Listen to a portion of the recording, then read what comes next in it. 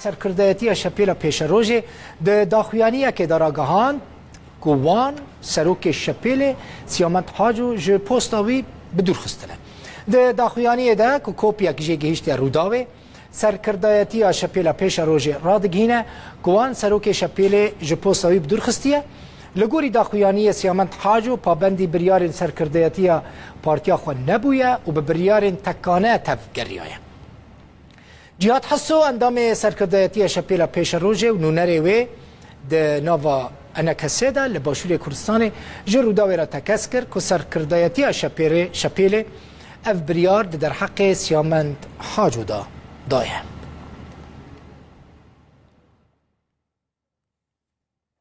بله از اینها بچیم جمع سیامت حاجو سروک شپیل پیش روژه آلمان باجار برلین الگل ملک سیامت دنباش اف داخویانیا که ایرو گیشت روداوی چقاس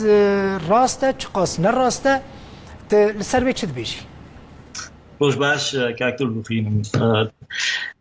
راسته داخویانی که در کتیه تی گوتن از سروکاتیا شپیلا پیش روژ حتما را کرن دویم زانبن که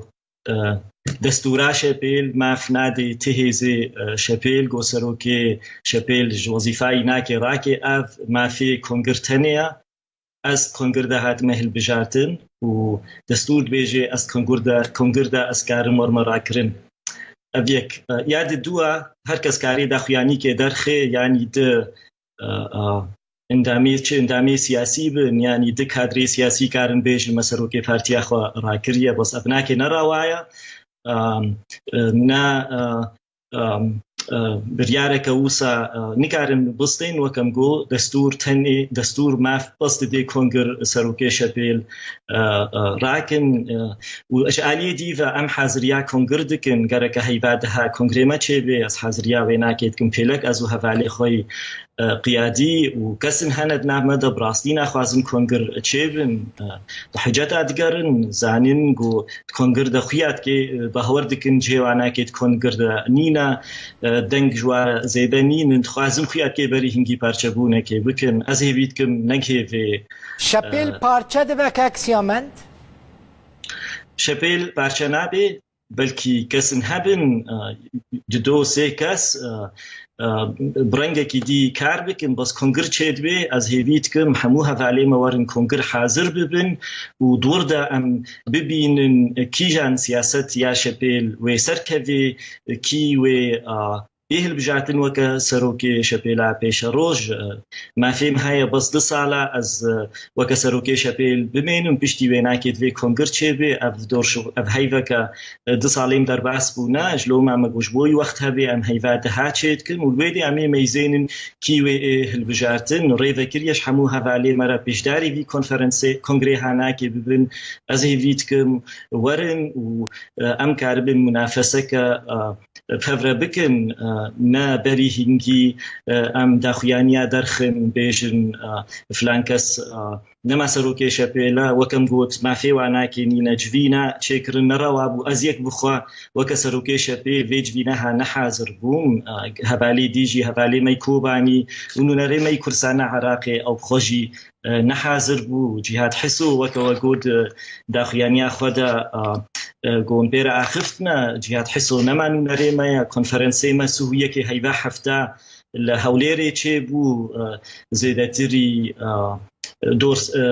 نوت و 5 اندامی ملویدی حاضر بون هفته و 4 وکه حوالی ما داخویانی خود نیفسان مافی و هبودنگی خواه بدن و دور دا جهاد حسو نهاته البجارتن وكسروا كي ريخسنامي كرسانا عراقي حوالی کی موجهه وینا کی گرت و گلک جارا ولویا قیاد کی کاکسی مند یعنی سرناک اف کی نوی دمی یعنی اف بچه آرمانجه بچه هدفی اف داخویانی هاتیه درخستن و دبیجن ادی سیامت حاجو نه سروک شپیلا پیش روژه و دمی پرسکریک دناوا شپیل ده هنه لأوروپا مثلا ند اوروبا مثلا بأوروبا تاني في جريدايا بس صدي صد از بهور كم بارتي سياسي نينن جو جدابون دنريني دنينا د بارتي بيشكتي أوروبا چه بارتيا مثال ألمانيا سوسيال ديمقراط يعني كريست ديمقراط تكتلاتي دهانا والجماجي نرينا جداهنا كسن هنج سياسة من رازينا صدي صد سياسة مني هشك دي جي بي دي نرازينا هبالنا مهند بيجن مثال چينابي ام داخواز بكن بي دي بكوين استا ارهاب ازو هوالي خوا ام دي داخوازي دكن جالي ديفا خلافات چێبوون هەڤالێکی مەلزان کۆکە ئیسرائیل محادرە کدا ئەو جەمێداندن و پشتە بەردانی دەش پارتی ئەس دیژی وێ ناکێ بوون ڕاستی ئەس یەک جواب بوو متگۆگەرەکە مافێمە هەبێ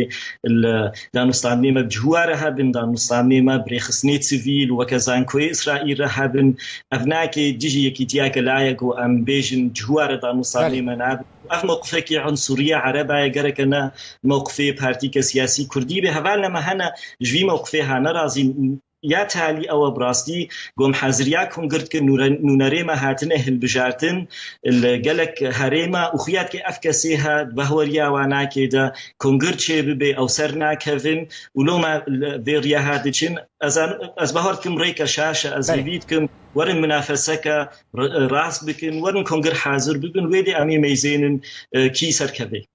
سیامند حاجو سروکی شپیلا پیش روژا کرد لسوری جبرلینی الگلمه بو گلک سپاس